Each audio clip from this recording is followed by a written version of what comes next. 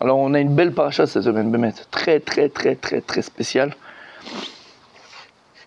puisque c'est la paracha de Matan Torah. C'est la paracha de Matan Torah. Vous savez que Matan Torah, en fait, la Seat Adiberot, il y a deux parachiotes où sont amenés la Seat Adiberot, les 10 commandements. Parachat Yitro et Parachat Vayetranan. La différence, elle est connue, c'est que Parachat Yitro, c'est le Matan Torah, première Adiberot, première table de la loi, avant qu'elles ont été cassées par Moshe Rabbeinu à cause de la faute du Hegel, à cause de la faute du Vaudan. Lorsque Akadosh Baruch Hu a pardonné à Israël avec l'histoire de Moshe Rabbeinu, commencé, on voit les deuxièmes Diberot. Parachat Vayetranan, c'est les deuxièmes Diberot, donc les deuxièmes tables de la loi.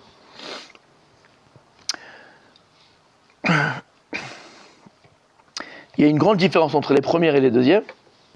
Les premières, elles ont écrit Betzba Elokim, écrit Kaviachol, que vous avez écrit avec le doigt de Dieu. Kaviachol, c'est une image, hein, monsieur. Tout ça pour nous montrer quoi? Que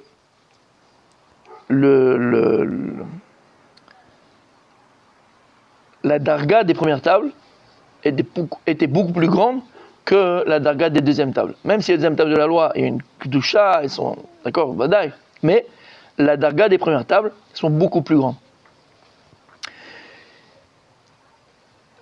D'ailleurs, même quand elles ont été cassées par Moshe Rabbeinu, les tables qui ont été cassées, on les a gardées, malgré tout, les débris, on les a gardés, d'accord, qui étaient avec les deuxièmes tables. Bon, il y a un Rav Dessert magnifique, j'hésitais à quel chiro j'ai fait, j'ai beaucoup hésité, il y a tellement de choses magnifiques à voir. Il y a un très joli Rav Dessler qui explique la différence entre les premières et les deuxièmes, très beau. Bon, il y avait un autre sujet par rapport à cette Adiberot, comment ? L'année prochaine, demain, après-demain, on ne sait pas. Plus c'est infinité, on ne sait pas.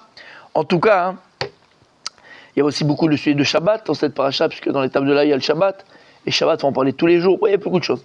Aval, ce que je voulais voir avec vous, c'est, à mon sens, un Or HaChaim HaKadosh incontournable. Je l'ai amené souvent. Celui qui s'en rappelle, c'est bien, mais vu qu'ici, c'est une synagogue d'amnésiques, je pense que Baruch Hashem, il y a deux. Ouais, il faut oser, il n'y a pas de problème. D'accord ? Il n'y a pas de problème, à mon avis. Et en fait, on va le voir ensemble. Le Or HaChaim HaKadosh, il est dans Parashat Devarim, mais il n'est pas dans. Alors, il y en a un dans Yitro, qui est très important, mais moi, peut-être qu'on le fera le matin, vendredi matin, le Or HaChaim sur Parashat Yitro. Et là, il est au début de la Parashat Devarim. Et en fait, il est cachot avec Matan Torah. Pourquoi ? Parce qu'il va nous expliquer les tnaïm et les conditions qu'il faut pour Bémet s'attacher à la Torah, pour Bémet être appelé Eved Hashem, serviteur de Dieu, et se rapprocher d'Akadosh Baruch Hu. Pourquoi je dis ça ? Parce que n'oublions jamais,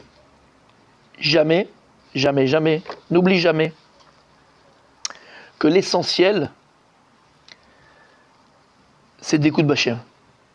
L'essentiel, c'est d'écoute Bachem. C'est d'être attaché à Akadosh Baruch Hu. Se rapprocher d'Akadosh Baruch Hu et d'être attaché à lui. Pour cela, on l'a vu dans les autres shiurim, Kadosh Baruch Hu nous a des moyens de se rapprocher de lui. Des moyens de s'attacher à lui. Et les moyens que Dieu nous donne sont des moyens et physiques et métaphysiques. On avait expliqué que tout ce que Dieu te donne dans ta vie, tout ce qu'Akadosh Baruch Hu te donne dans ta vie, tout, ce sont des moyens pour s'attacher à lui. Et là, puisqu'on a Matan Torah, je rappellerai ce Meshech Chochma qui est tellement important. Quand je dis que tout est un moyen, hein, alors je parle de tout ce qui est par exemple dans la matière, d'accord ? Ton argent, c'est un moyen de t'attacher à Kadosh Baruch Hu. Et la preuve que ton argent, c'est un moyen de t'attacher à Kadosh Baruch Hu. Non, la preuve.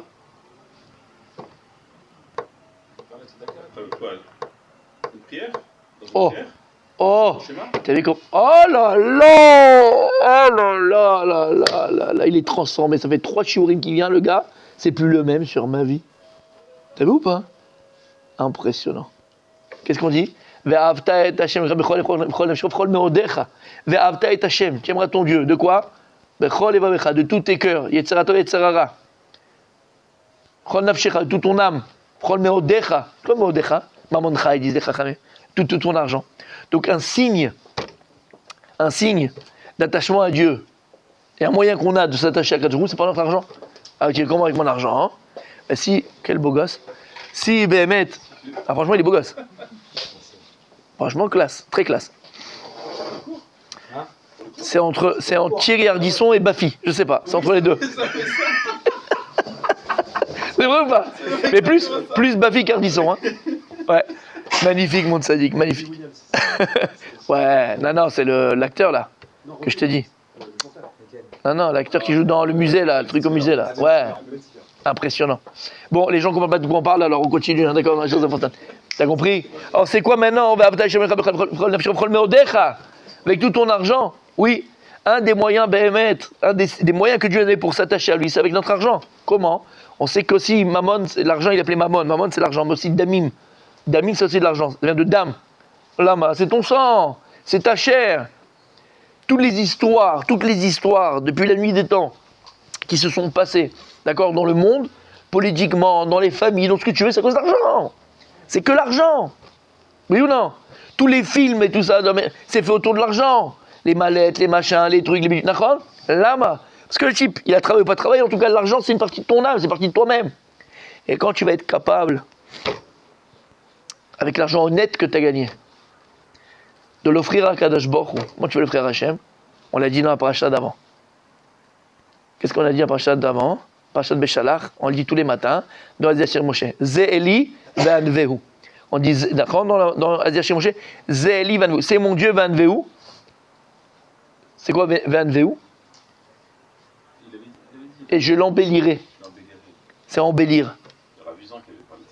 Ah oui, je ne me rappelle plus. Ouais, d'accord, ok, je ne me rappelle pas. Ouais. Et elle fait, ben voilà. Ze'eli vanvehu. C'est quoi? C'est embellir. Et de là, on apprend comment je vais embellir un Kadosh Baruch Hu. Il n'a pas de corps, il n'a pas de notion de corps. Quand j'embellis les mitzvot. Quand tu vas t'acheter un loulav, un etrog, les rabat minim, tu vas pas commencer à essayer de chercher à 50 shekels ici en bas. Tu sais même pas si c'est un citron, c'est pas un citron, c'est quoi du tout. Tu vas essayer de chercher le plus beau etrog. Si tu as l'argent qu'il faut et que tu as les moyens, tu vas chercher le plus beau etrog, tu vas chercher la plus belle mezouza, plus beau tefilin, plus beau tzitzit. Tu vas embellir plus belle souka, plus belle table de Shabbat. Plus belle table de Shabbat, plus belle nappe pour Shabbat, plus beau service pour Shabbat, plus beau costume pour Shabbat. Tu vas, Zekeli vanveu, tu vas embellir. Premièrement. Deuxièmement, quand tu vas être capable de donner ton argent, pourquoi? Pour la Torah.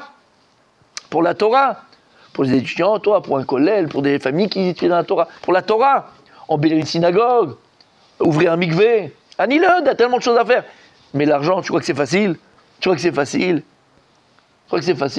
Très, très dur. L'argent, c'est une partie de c'est un bras, c'est ton bras.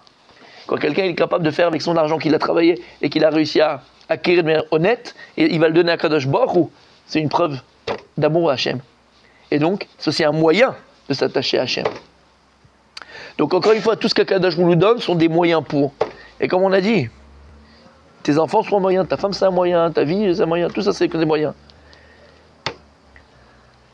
Hâte que d'écart. Lorsque Moshe Rabbeinu va chercher la Torah dans le ciel, chez Kadosh Baruch Hu. Kadosh Baruch Hu dit Lech red kishichet amecha. Hachem dit à Moshe Rabbeinu, descends parce que ton peuple est en train de fauter. Il s'est écarté du droit chemin. Donc Moshe Rabbeinu, il sait que l'homme Israël est en train de faire n'importe quoi en bas, d'accord?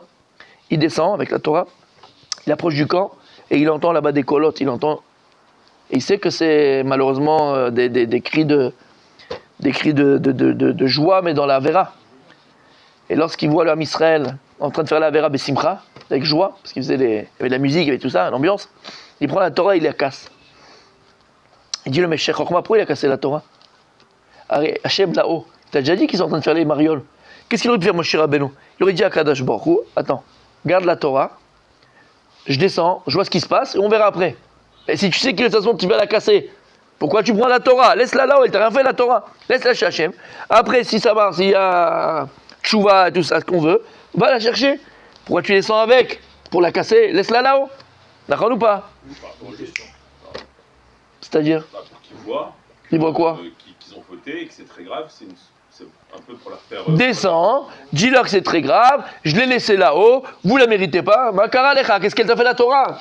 Tu vas la casser? Chez l'Ondela, chez Mishmor, pour faire taire tout le monde, tu prends un Sefer Torah, tu le jettes par terre? Non, il a cassé. Vous avez expliqué pourquoi il Oh, a cassé, voilà. Que, en fait, ils se sont trompés de lui. Et donc, du coup, ils ont compté sur lui comme étant leur sauveur et pas un vecteur, mais le Dieu lui-même. Ils l'ont déifié, en fait. Il a fait meurtre. Vous êtes tellement riche. Il a fait, c'est le Meshech Chochma. Ouais. Écoute bien ce qu'il dit le Meshech Chochma. Il s'est rappelé. Il dit, alors attends, Ah ouais. il dit le Meshech Chochma, quand Moshe Rabbeinu il a vu que l'âme Israël avait fait le veau d'or, ils ont dit Ele Elohecha Israël. Moshe Rabbeinu il a compris l'erreur monumentale du peuple juif. Et pour ne pas que l'âme Israël refasse cette erreur dans les générations futures, c'est quoi l'erreur qu'ils ont fait? Moshe Rabbeinu a dit attends. Ils font ça parce que quoi? Parce que je suis pas là. Donc en fait, ils ont besoin d'un intermédiaire entre guillemets entre eux et Dieu. C'est-à-dire que s'il n'y a plus maintenant moi, si je ne suis pas là, alors ils n'ont plus de kécher, ils n'ont plus de lien avec Akadosh Baruch Hu. C'est-à-dire que leur lien, il dépend de moi. T'entends ce que je dis? Il dit, Meshech Chochma, qu'est-ce qu'il a fait? Il a dit, Moshe Rabbeinu, ils vont pouvoir faire cette même erreur avec la Torah. Ils n'ont pas compris que moi, je suis un moyen pour eux de s'attacher. Je suis qu'un moyen, je ne suis pas un but. C'est qu'ils vont faire la même chose avec la Torah. Ils vont voir que la Torah, c'est un but en soi. La Torah, c'est un moyen. D'ailleurs, il y a fait meurtre, il s'en rappelle. Quand le Zohar parle des mitzvot de la Torah, comment le Zohar il parle des mitzvot de la Torah? Comment il le prononce, il le dit? Haetzot. Le Zohar, il appelle les mitzvot de la Torah des conseils. Au lieu de dire mitzvot, il dit conseil. Mais on parle des mitzvot. Lama. Parce que toutes les mitzvot, tu mets tes tefilines, tu fais machin, tu fais la chalat, ce sont des conseils que Dieu nous donne. C'est pas un but en soi. Tout ça, ce sont des moyens pour qu'on s'attache à lui. Quand Moshe Rabbeinu, il a vu qu'ils ont fait l'erreur avec lui-même, parce qu'ils ont fait un autre, entre guillemets, un autre intermédiaire, un autre manig, d'accord? Il a dit, ils vont faire la même erreur avec la Torah. Je vais leur montrer que non. Ta proximité avec Hachem, ton attachement avec Hachem, il doit être direct avec Akadosh Baruch Hu. Alors Dieu, il t'a donné des moyens, mais ne fais pas le moyen une divinité, Chas v'Shalom. Et combien on a vu? Il a fait? Donc des générations où on fait du rab, on en fait une idolâtrie. Un kéver comme si c'était lui qu'on devait prier et qu'on ne comprend pas que c'était un moyen. Pourquoi on n'a pas le cas de Moshe Rabbeinu comme il vient de dire? On peut pas interpréter différemment. Ah, il y a plein d'interprétations, mais celui-là par rapport à ce qu'on vient de dire. Il est revenu un peu tard, donc notre Dieu n'existe pas. Même si Alors non, Mais on peut dire. Il a fait. D'accord, c'est un moyen, mais on peut dire. non, ça il sait que Dieu il existe. Ils ont vu les macotes, ils ont tout vu. Yamilou Bachem ou Moshe Avdo. Bah, il n'est pas arrivé. Donc il a dû peut-être avoir un problème. Je ne sais pas pourquoi il est mort. Il n'a pas réussi son travail. Il n'a pas réussi sa mission. Il nous fait un intermédiaire. On ne peut pas rester seul. Tu ne peux pas rester seul. Qu'est-ce qu'il dit David Amelech? Gam Keler Beget Salmat Loïra Ketarim m'a dit. Mais si tu es dans la vallée de la mort, rien de mal ne peut pas arriver. Parce que tu es avec moi, Kadosh Baruch Hu. Si tu ne comprends pas que la Torah elle-même, c'est un moyen. La Torah, c'est un moyen. Les mitzvahs sont des moyens. La Torah, c'est pas un but. Pareil, tu comprends pas que ton rab, c'est un moyen. C'est pas un but. C'est pas une divinité. Il a dit, ils vont faire ça dans les générations futures, Khadesha. T'as pas de diviniser un homme, Chas v'Shalom. C'est pas chez nous, ça. Par Oui. rapport à Mashiach. Oui, Nous, on attend Mashiach. bien sûr. Quand Mashiach va venir, Oui. imaginons qu'après, ils viennent plus vite, ils disparaissent. Qui disparaît? Le Mashiach. Ils viennent pendant un laps de temps. Il vient. Il vient pendant un Ouais. laps de temps. Et après, il part. Mais il part d'où? Il n'y a pas, il part. Ah, bon, je sais pas. Alors je te dis, il n'y a pas, c'est écrit dans les prophètes, il n'y a pas, il part pas. Ça, Melech HaMashiach. il doit tuer. Non, Yosef, Ben Yosef. Mais c'est pas sûr, ça va dépendre de nous.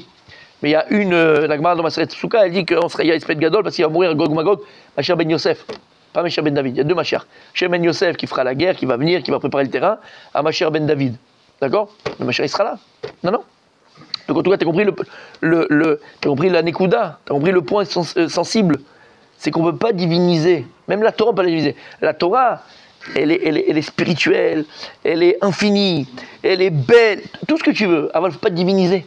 Ni un homme, et déjà même la Torah, il ne faut pas la diviniser. Il faut la respecter, il faut l'aimer, il faut l'embrasser, il faut tout ce que tu veux. Il ne faut pas diviniser. Voilà pourquoi il dit, Meshach Chochma, il a cassé la Torah. Pour Dieu, vous n'avez rien compris, vous. Vous n'avez rien compris. Tu n'as pas besoin ni de moi, ni de rien. Et si maintenant tu es dans un endroit où tu n'as pas la Torah, Ni d'un Baudor qu'il avait en il y a fait mort, encore moins d'abondant. Mais si maintenant tu es dans un endroit où il n'y a pas de Torah, t'as pas. Alors quoi, il n'y a pas Dieu?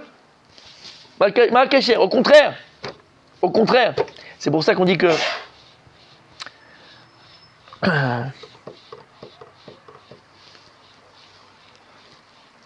On va en reparler parce qu'on arrive à Purim Bezrat Hashem, mais je vous le dis maintenant. On avait amené les années précédentes. Il dit le Khatam Sofer. C'est pas de moi, c'est le Khatam Sofer. Sruto Tegen Alenu, Mamash. Que son mérite soit pour nous, que sa mémoire soit une source de mérite pour nous, Bezrat Hashem. Il dit que le or qu'il y a dans la Megillah est beaucoup plus grand que le or qu'il y a dans la Torah. C'est pas de moi. Le or de la Megillah il est beaucoup plus grand que le or qu'il y a dans la Torah. T'imagines le truc. On avait ramené ça. D'ailleurs, dans les 53 cours qui sont sur YouTube. qu'on a fait, il y a ce cours-là, où on explique c'est quoi cette notion-là. Mais là, on est là ensemble, donc on va... Pourquoi je dis ça? Parce que... Comment? Dieu n'est pas cité. Hachem, il n'est pas cité, il y a Fémérod, c'est vrai. Il n'a pas écrit le nom d'Hachem. Tout est nistar, tout est caché dans la Megillah. Il n'y a rien de... Mais, plus que ça, le Rav Dessler nous dit, dans Purim, sur Purim, nous dit que l'enseignement le plus puissant de Purim, c'est lequel? Chayav inish le basumi ad deloyada ben Baruch Mordechai laro Aman. Donc un homme, il doit s'enivrer jusqu'à ne plus faire la différence entre dire Baruch Mordechai et Arur Aman. Béni soit Mordechai et maudit soit Aman. Que tu peux même inverser, c'est-à-dire. D'accord? Tu dis Arur truc et Baruch. Tirab des cercles, ça veut dire quoi ça? Le principal de s'enivrer. L'enseignement de Purim, il va tirer de ça, de cette phrase-là. Alors moi, quand je le lis et toi, quand tu le lis, on va directement acheter du vin et du trek, on va dire allez, Thierry, on y va. On va faire un petit kiff, on va aller boire, d'accord? Qu'est-ce qu'il y a écrit ici? Et après, tu vas comprendre pourquoi Purim, tu vas comprendre après pourquoi Purim, c'est aussi puissant. Pourquoi Purim, c'est aussi puissant? Pourquoi il dit le Khatam Sofer que la lumière spirituelle qu'il y a dans la Megillah est plus grande que la lumière qu'il y a dans la Torah elle-même. Qu'est-ce qu'il y a écrit dans cette phrase magique des Chachamim? Chayav inish le basumi. Un homme se doit de s'enivrer. Ad delo yadashka, qui fait plus la différence entre Baruch Mordechai et Arur Aman. Ça veut dire, je répète, que tu pourras même dire Arur et Baruch l'autre. C'est fou. D'accord? C'est dingue. Et la main. Il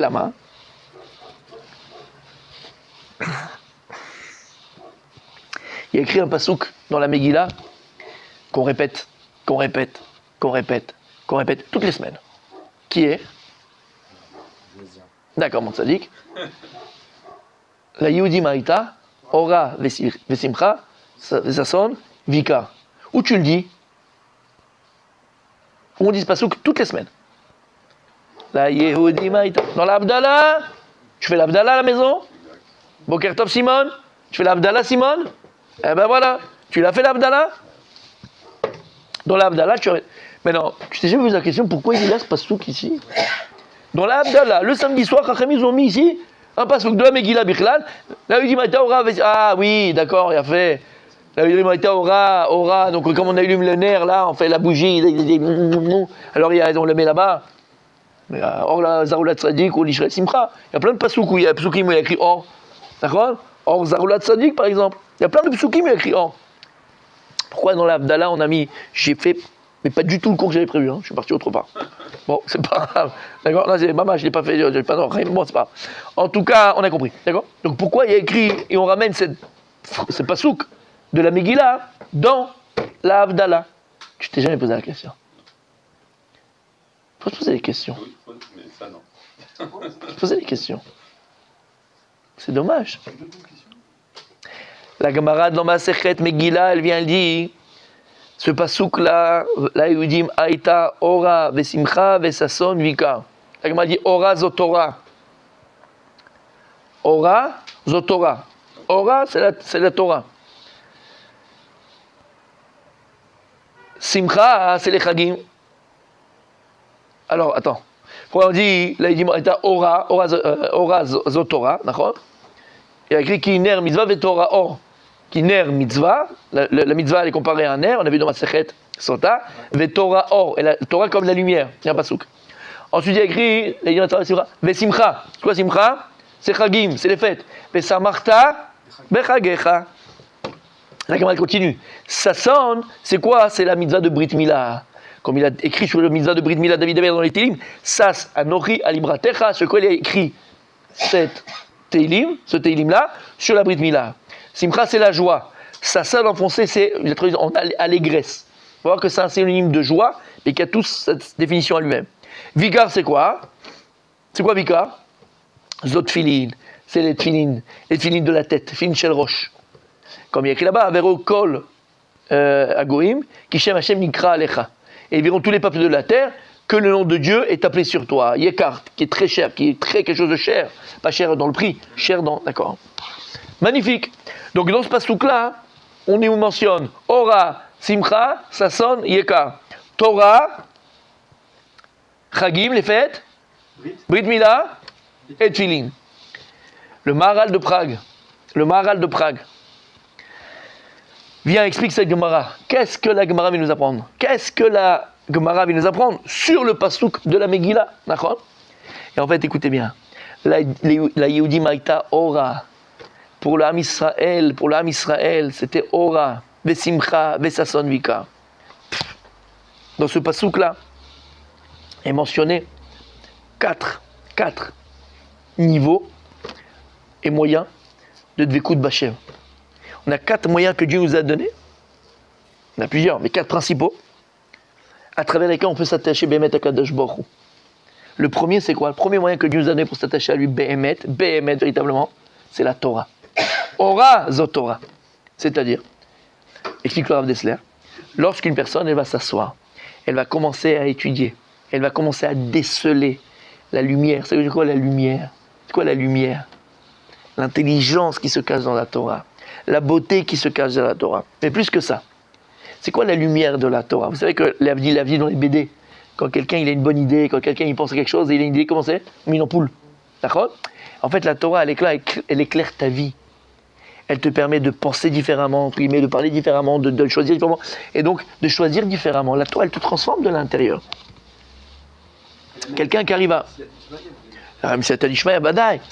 Donc, quelqu'un qui arrive à s'attacher à Kadosh Baruch Hu à travers la Torah, c'est le premier niveau de Dvekut B'Hashem, d'attachement à Kadosh Baruch Hu qui est véritable, qui est vrai. Mais, cette Dvekut B'Hashem, ce moyen que l'on a, il reste encore personnel. C'est-à-dire, c'est qu'en fait, tu vas te délecter de ce que tu comprends de la Torah, donc de toi-même. Et plus tu vas réussir à comprendre en fonction de ton intellect, plus tu vas te délecter. Donc, c'est toujours attaché à toi. Donc, il y a encore un moi dans l'attachement à Dieu. Parce que c'est moi qui comprends, c'est moi qui étudie, c'est moi qui me délecte. C'est beau, c'est bien, c'est magnifique. Aval, c'est le premier degré. C'est le premier moyen que Dieu nous a donné. Premier niveau pour s'attacher à Hachem. C'est bon jusque-là? Ensuite, on a un autre niveau. Simcha. C'est quoi Simcha, la joie? Et il dit le Rav Dessler, lorsqu'une personne, elle se prépare pour vivre chaque fête de la Torah, Sukkot, Pessah, Shavuot et Sukkot. Tu t'es préparé à Pessah, tu t'es préparé à Shavuot, tu t'es préparé à Sukkot. Et que tu vis la fête intensément, à travers la fête, et la fête elle-même va elle aussi devenir un moyen pour s'attacher à Kadosh Baruch Hu. La Gdusha de la fête, la joie d'être en famille, avec sa femme, avec ses enfants, partager avec des amis, du vrai Torah, tu sens la Gdusha, tu sens le Seder, tu manges la matzah, tu as le maror, tu as le Seder, avec papy, avec papa, avec maman, avec les enfants, avec le match, la Gdusha de la fête, cette simcha qui va procurer une véritable joie en toi, c'est le deuxième niveau et moyen que l'on a pour s'attacher à Kadosh Baruch Hu. Il y a un troisième niveau, un peu plus grand. Aussi, ça. Et qui reste, un plaisir personnel aussi. Comme il a dit, c'est personnel, mais plus collectif, et c'est aussi une joie, d'accord, avec laquelle tu rentres dans une shlemut, tu rentres dans une complet entier, complet. Ouais, complet. Pourquoi? Parce que dans la fête, on sait qu'on doit, par exemple à Shavuot, il y a écrit Chatzio Lachem, Chatzio Lachem. Moitié pour Dieu, moitié pour nous. C'est quoi moitié pour Dieu, moitié pour nous? Moitié pour nous, moitié pour Dieu. Une partie où tu vas étudier, tu vas à la synagogue, une partie où tu dois kiffer à table. Avec des bons mets, avec des bons plats, avec des beaux habits, avec des bons... Donc en fait, c'est la shlemut. C'est le corps et l'âme qui vont profiter. Donc là, c'est une darga beaucoup plus grande. Parce que dans la Torah, c'est surtout l'intellect, c'est surtout spirituel. Là, c'est une shlemut. Là, c'est le corps qui va aussi profiter dans la mitzvah avec l'âme. Donc là, c'est une darga beaucoup plus grande. C'est un moyen qui te permet de t'élever complètement. Enfin, complètement. Et pas simplement uniquement l'âme. Et le corps, tu le fais taire. Le corps, tu le tues. Le corps, tu le rabaisses. Non. Là, dans la chag, le corps, il profite dans la mitzvah. Donc c'est une darga beaucoup plus grande. Troisièmement, ça sonne. Ça sonne, on dit, c'est la Brit Mila. Alors écoutez bien. Il dit le Rav Dessler, il y a deux sortes de joie. On dit simcha et sasson. Quelle différence entre simcha et sasson? Simcha, hein, c'est une joie qui nous est procurée, pnimite, intérieure. C'est un sentiment profond de joie intérieure. Parfois, la joie qui nous est procurée est tellement forte, tellement puissante, qu'elle doit s'exprimer aussi à l'extérieur. Je vais te donner un exemple. Et je donne toujours le même exemple, excusez-moi. Imagine maintenant, tu es en France et tu as le mariage de ton frère en Israël. Ok? Toi, tu es tranquille, tu as pris les billets d'avion, tu as tout pris, tu es la veille du départ. Hein. La veille du départ, l'avion, il est à 10h, 8h du matin. Là, il est 6h du soir, tout, c'est bon, tranquille, tu fais tes machins, tu vas prendre les passeports pour voir. Ton passeport, il est périmé, fils. C'est le mariage de ton frère demain, il y a haine, tout est fermé, c'est fini, tous les bureaux sont fermés, et demain, tu prends l'avion à 8h. Maintenant, tu te rappelles que dans ton immeuble, gentiment, poliment, tu dis bonjour, mais il y a un type qui travaille à la préfecture. Vous vous connaissez comme ça, bonjour, bonjour, au revoir, au revoir. T'as pas le choix. Tu tapes à la porte et tu lui expliques et tu lui dis écoute, je suis désolé, j'ai le mariage de mon fils, j'ai le mariage de machin, j'ai le mariage de mon frère, de machin. Et regarde, et le gars, 8h30 du soir, 10h du soir, d'accord, il prend ton truc, je m'en occupe. Il ouvre les bureaux, il va, tac, boum, boum, il arrive à minuit du soir, il te donne le machin, tu vas à l'aéroport et tu peux partir, Baruch Hashem, et tu peux aller au mariage de ton frère. La simcha qui t'a procuré, il t'a sauvé la vie, il t'a sauvé la mise. Et la simcha que ça va te procurer est tellement grande, tellement puissante, tellement forte, qu'elle a besoin de s'exprimer à l'extérieur. Comment? Par une gratitude énorme. Il t'a sauvé la mise, là, le gars. Là, il t'a sauvé la... En fait, j'ai enlevé mes lunettes pour voir. Je vous vois pas, vous, maintenant, depuis 3 quarts d'heure. Et ça, j'en ai pas besoin parce que je n'ai pas utilisé. Bon, bref, méchant. D'accord? Ah, vous êtes beau. Ah ouais, d'accord, c'est pas pareil. Ah, vous êtes beau. Ah oui, vous êtes beau. Oh, regarde celui-là. Qu'est-ce qu'il est beau celui-là aussi. Bref, alors lui, j'en parlons pas.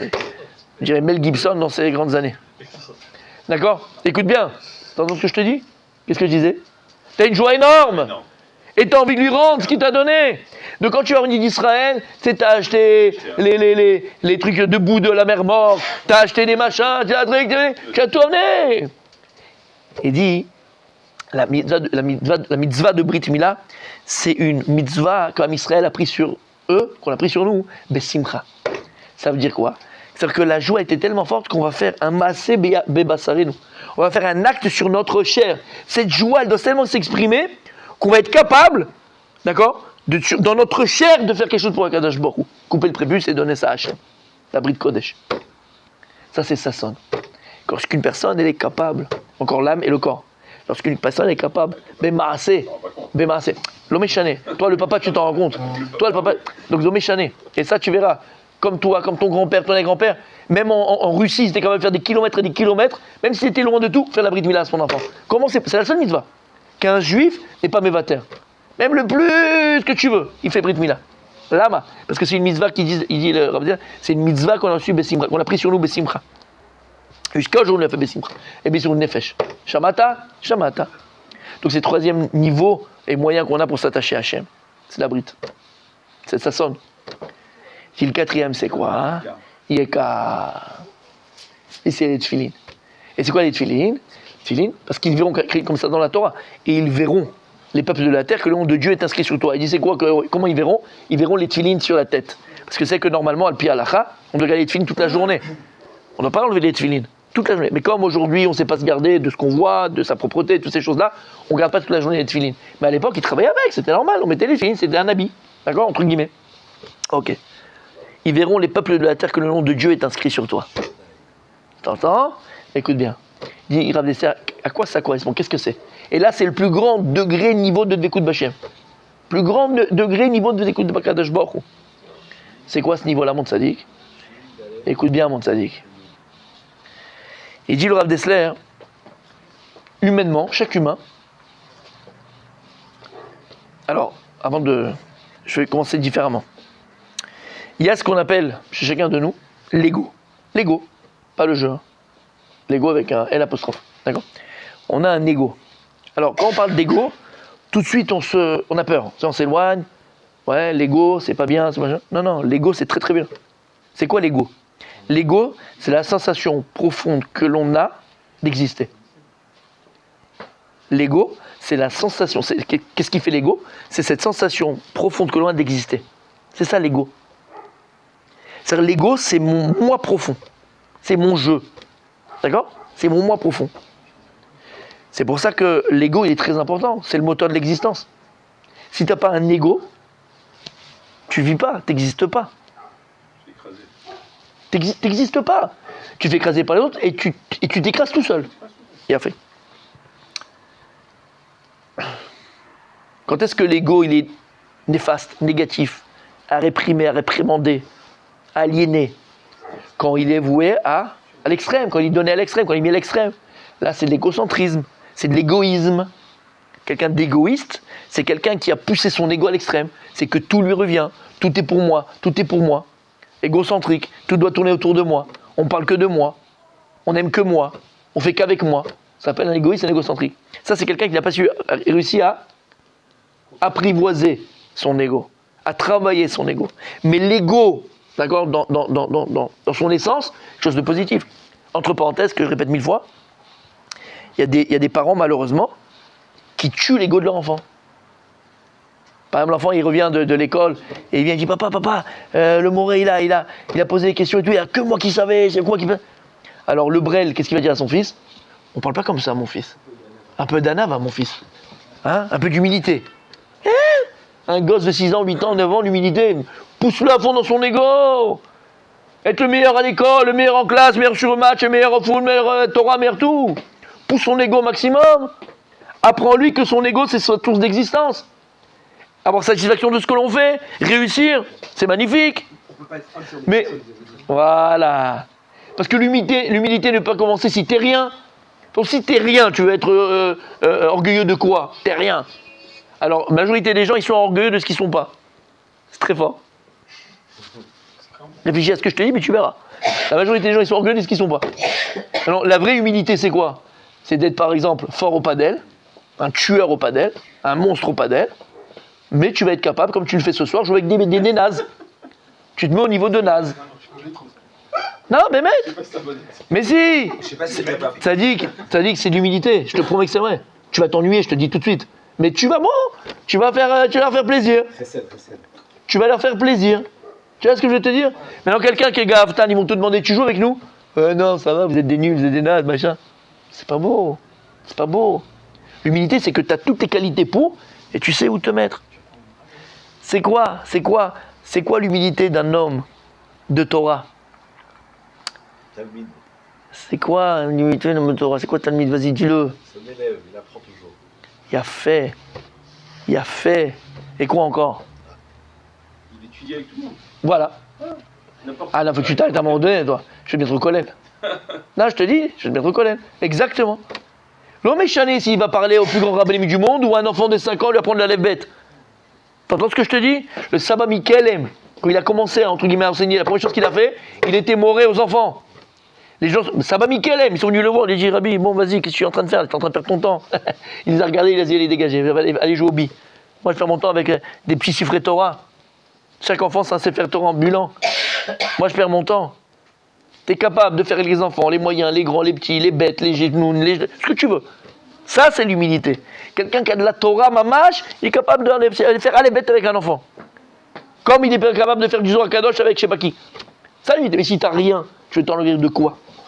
Donc, l'ego, il est important. L'ego, c'est la sensation profonde, d'accord, le sentiment profond d'existence. C'est mon ego. Il faut avoir un amour propre. Comme tu as dit, sinon tout le monde te marche sur les pieds, tout le monde te marche sur toi, tout le monde te méprise. Il faut avoir un minimum d'amour propre, de kavod atzmi, ce qu'on appelle. C'est l'habitude la plus difficile à mesurer. La plus difficile à mesurer, exactement. Alors, plus que ça, je ouvre une parenthèse et je la ferme tout de suite. Vous aimez quand je la ferme, c'est normal. Et il dit, le Rav Dessler, le Maharal de Prague, vous savez que il y a plusieurs choses qui font que mon ego, il peut être surdimensionné. Par exemple, l'argent. Le mec, il a de l'argent, il a voilà. Bon, quand on les voit, les riches mal lunés, d'accord? Le mec, il a de l'argent, il a un ego surdimensionné, il faut qu'il soit assis à côté du Rav dans le Mizrach, il faut qu'il soit tous les jours à la Torah, il faut que quand il arrive, tout le monde on t'aime. Il a besoin de ça. C'est un ego surdimensionné. Donc l'argent, c'est une source d'égoïsme et d'égocentrisme. D'accord? Oui? Ok. C'est quoi le plus grand? Il dit Rav Dessler, le plus grand, la chose la plus grande pour surdimensionner notre ego, c'est quoi? La Torah. La Torah. On n'a pas trouvé encore plus que ça. Et il dit, c'est ça le danger de la Torah. C'est que la Torah, elle peut surdimensionner ton ego. C'est pour ça qu'il est très important pour un Talmid Racham comme toi, je te le dis, attention, qu'avec ton limoud à Torah, tu as la avodat à Torah, tu as avodat à Tfila. Associé le travail de la prière. Parce que la prière, elle te remet à ta place. Hachem, c'est fatal, même ouvrir ma bouche et que ma bouche dit tes louanges, les lèvres, c'est pas toi qui me donnes la force, Hachem, j'ai même pas cette force-là. Donc tu comprends que t'es rien. T'es cloum. Donc, avodat à Torah, avodat à Tfila, les deux. C'est bon jusque-là? Ok. Maintenant, explique le Rav Dessler quelque chose de magnifique. Si on a compris ça, l'ego, en fait, il va faire quoi? Il va faire aussi que chacun de nous se sent particulier, distingué. C'est-à-dire qu'on a tous besoin de se sentir différent des autres. Dans le sens différent, pas différent parce que tu es blanc et je suis noir. Différent dans le sens qu'il y a quelque chose en moi qui fait que moi je suis spécial. Ani miyuchad, je suis spécial. Je me distingue, singulier. Alors par exemple, l'autre, lui, ce qui ressent au plus profond de son être, qui fait qu'il est différent des autres et qu'il se distingue des autres, qui est singulier des autres, c'est parce qu'il peint comme un Picasso. Et donc en lui, c'est ce qui fait qu'il se sent différent des autres, distingué des autres. Un autre, ça va être parce que c'est un grand philosophe. Il a une pensée de dingue, il sait pas d'accord.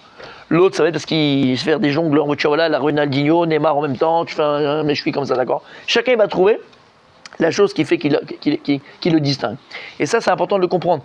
Il dit rappeler ça parce que c'est vrai pour chaque humain, ce que j'ai dit au début de mes propos, pour chaque humain.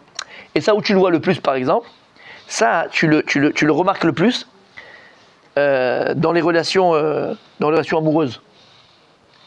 Par exemple, une femme ou un homme d'ailleurs, on a besoin que le regard de notre époux ou de notre épouse soit singulier à nous. Tu peux pas supporter, tu supporteras jamais que le regard que ta femme est là sur un autre homme, il est le même que sur toi. Pas dans le sens regard, dans le sens envie, désir. Je parle regard de manière intellectuelle. Ouais. C'est-à-dire que tu dois ressentir, c'est quelque chose. D'être unique à ses yeux. Voilà. Ouais. Cette sensation d'être unique à ses yeux. Remplacer. Il a fait merde. J'adore. Ah, j'adore. D'accord? Donc il faut que, voilà, qu'à ses yeux tu sois unique, et elle, à ses yeux, il faut qu'elle soit unique pour toi. Donc ça, tu le revois beaucoup dans cette notion qui s'appelle le couple. Ouais, notion qui s'appelle le couple. On a ce besoin de se sentir unique. C'est vrai aussi dans l'amitié des fois. Quand c'est mon meilleur ami, j'ai besoin que la personne me voie, et pour lui, je suis unique. D'après tous les amis qu'il a, mais moi c'est spécial. Vous comprenez ce que je veux dire? Ok. Et il dit ça, c'est un sentiment très profond dans l'homme, où chacun de nous, il a besoin, c'est un besoin de se distinguer par rapport aux autres.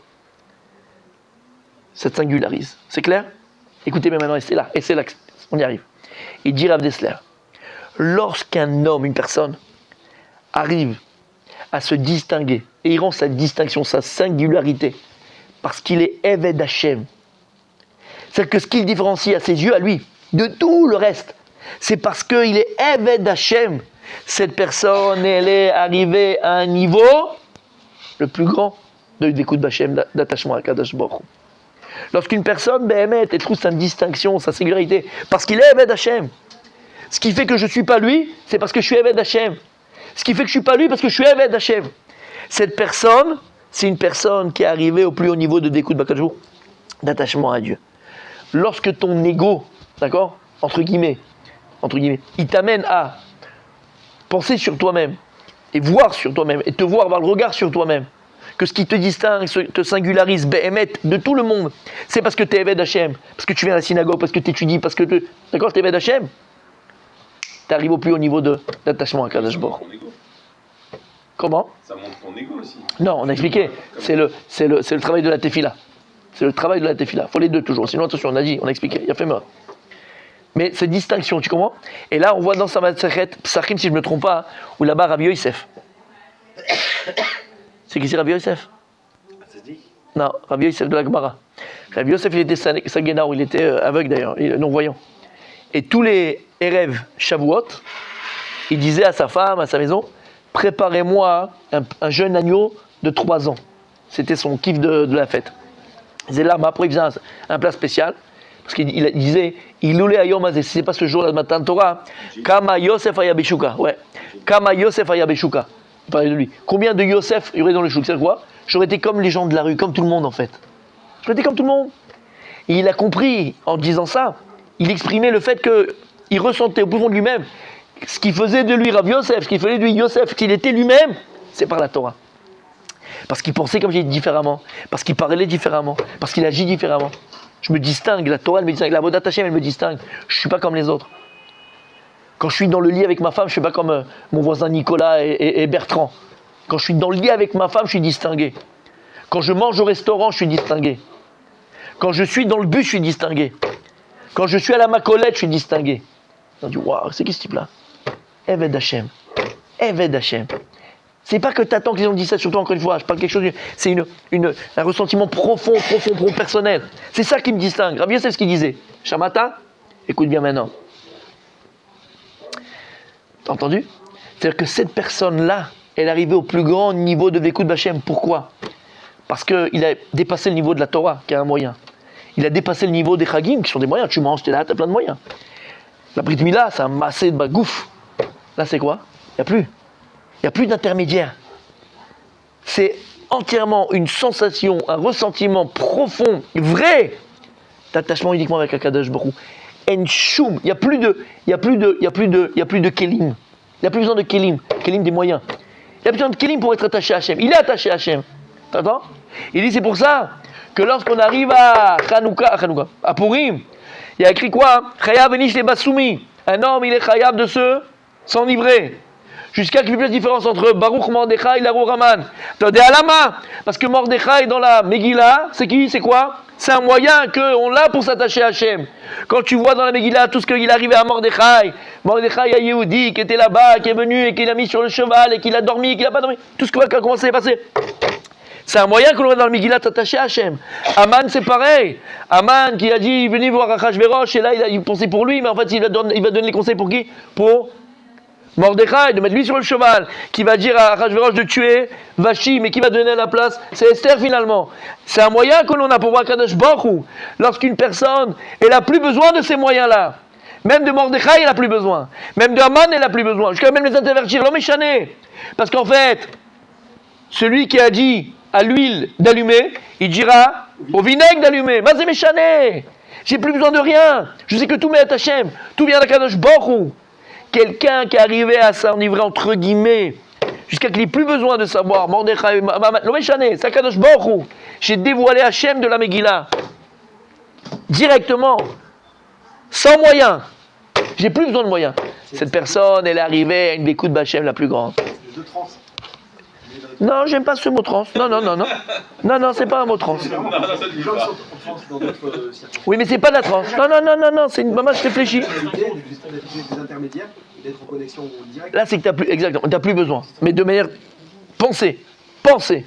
C'est pas de la trans, c'est penser. Sans additif. Penser. T'as compris? Maintenant, c'est pour ça, mon tzaddik. On a dit pourquoi? Alors on amène la Udim Aïta Ora Vezema Sonika. Où on le dit, mon tzaddik? Dans la Havdalah. Quel rapport? Maintenant, t'as compris? C'est quoi que t'as compris? T'as compris, non? Pourquoi? Puisqu'on a compris que quoi? Que ces quatre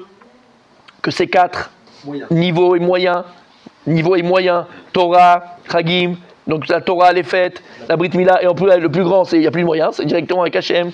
Ce sont des moyens qu'on a pour s'attacher à lui. D'accord? Et en fait, ce sont des moyens qui vont faire, plus je vais avancer, et plus je vais me distinguer, plus je vais me singulariser, pour arriver à la plus haute marche, qui me distingue et qui me singularise, qui est sans avoir besoin de moyens. Alors tu le dis toujours dans la Havdalah. C'est quoi Havdalah? Amavdil ben Kodesh Echol. C'est quoi Havdalah? C'est séparation, c'est différence. Différence entre Shabbat et Chol. Donc toutes les semaines, on fait la Havdalah. La séparation, la distinction, la différence entre Shabbat Kodesh, le Kodesh, entre guillemets, et le Chol. C'est là le moment où on dit cette phrase-là, qui nous rappelle à chacun à chacun, où trouver sa distinction dans sa vie, où trouver sa particularité dans sa vie, où trouver sa singularité dans la vie.